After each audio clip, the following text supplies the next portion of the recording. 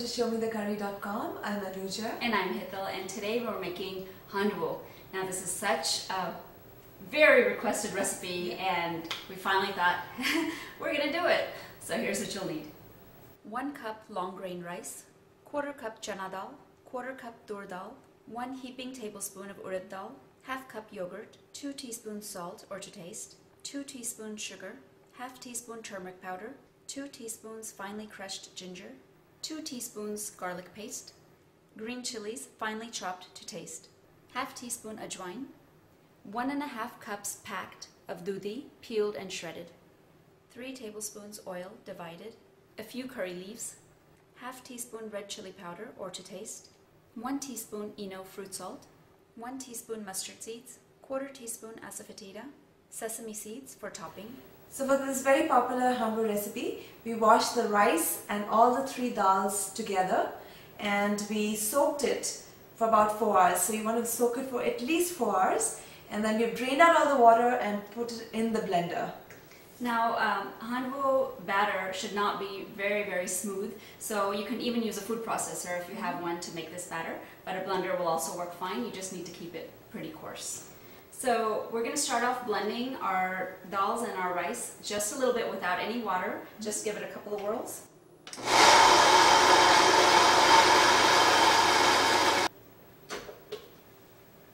And we're going to push it down.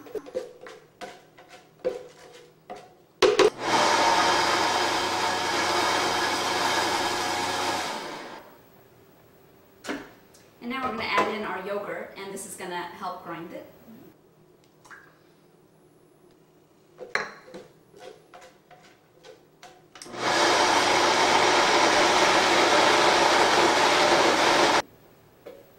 And the reason I'm pushing it down so many times is that I don't want to overgrind this batter. So I just want to make sure all the stuff that's sticking off to the sides kind of gets ground before the other stuff becomes like this. You know, we don't want dosa batter.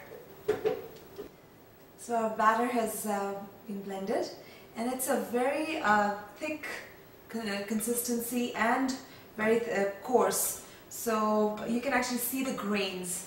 And so now to this batter we can add most of our other ingredients. We have the ginger paste, the garlic paste,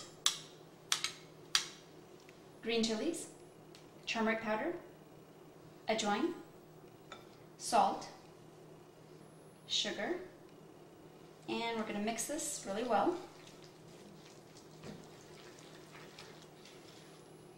So now Hithal, nobody can accuse you of not being a Gujarati. You put the sugar in there. Yes, for once. I think this is one that needs it, absolutely. And we can also add in our dudhi. Now this dudhi is peeled, and we've shredded it. We didn't remove the seeds or anything inside, so basically just peeled and a pretty thick shred. And we didn't squeeze out any of the water, because remember, we didn't use any water in grinding our batter. So this dudhi is actually going to let go of a lot of the juices that are in there, and that'll be just sufficient water that this needs. One tip, don't leave the lauki out too long, because lauki tends to, the moment it comes in contact with the air, it'll become black. So, I mean, it's okay to eat it at that point, just won't look very pretty. And again, we're mixing this really well. And while Hithal's doing that, I have a little skillet over here with 1 tablespoon of the oil. So make sure it's just 1. We're going to save the rest for later for the seasoning. And I'm just going to warm up the oil just a little bit. You don't want it hot, you don't want it smoking, so be very careful in this one. Okay, and now the oil is hot. I'm going to turn off the stove. And we've got dry curry patta, so I'm just going to crush it so it seasons the whole oil, and when we mix it, it's all over the place. And here's the red chili. Just mix. Now if you have your oil too hot, that red chili powder is going to be burnt. Smoking. So, yeah, smoking. So if you want to keep the nice red color, then definitely don't overheat the oil. And now we're going to add it to our batter.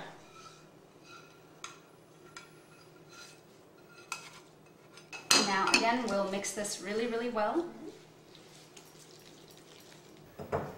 And then we're going to cover this and keep this for at least about minimum 6 hours. If you have overnight, you can keep it overnight.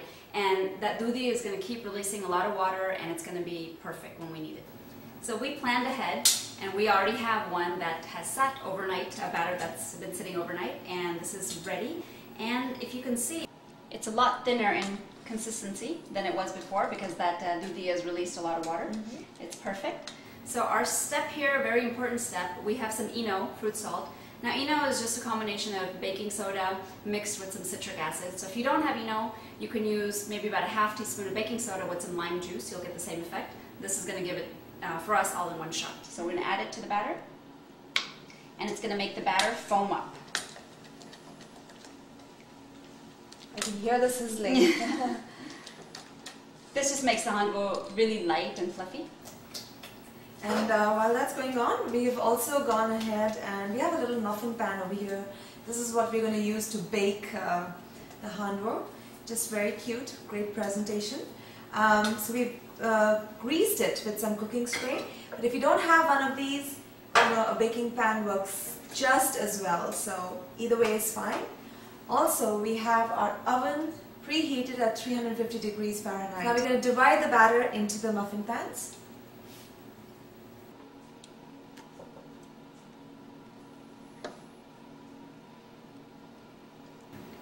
So our batter is in the muffin pans, and we have some sesame seeds here. We're going to just layer the top.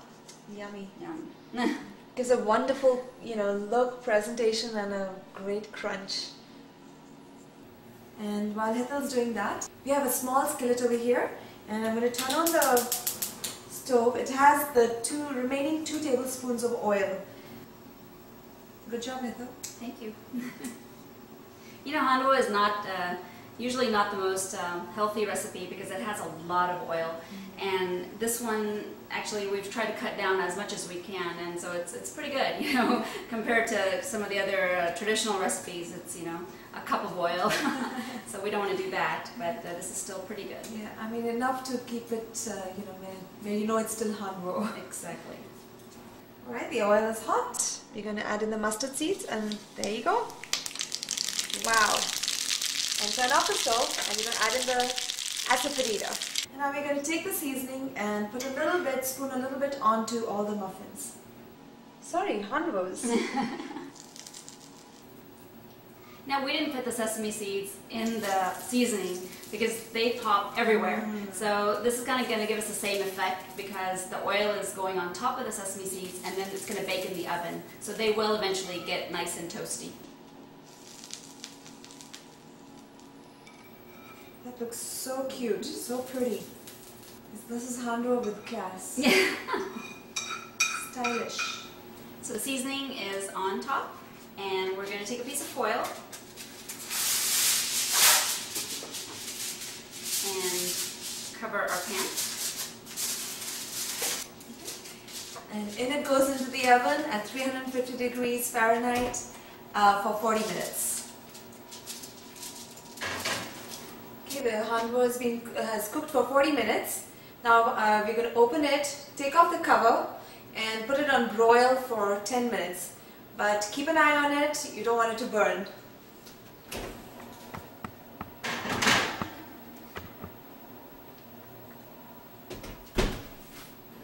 So our handvo is out of the oven, and it looks yummy.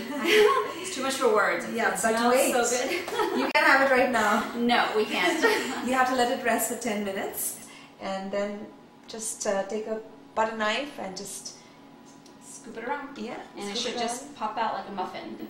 Now this broiled on the middle rack, so we just want to make sure that you don't move the tray up any higher. When it was baking, it was on the middle rack, and then when we turned the broiler on, it was on the middle rack. So for our oven, 10 minutes was just perfect. But again, please keep an eye on it. You want a nice golden crust, but you don't want to burn it. Absolutely. So, time for a handvo break from us at least. Yes. So join us again on another episode of ShowMeTheCurry.com. Adding a pinch of spice to your life.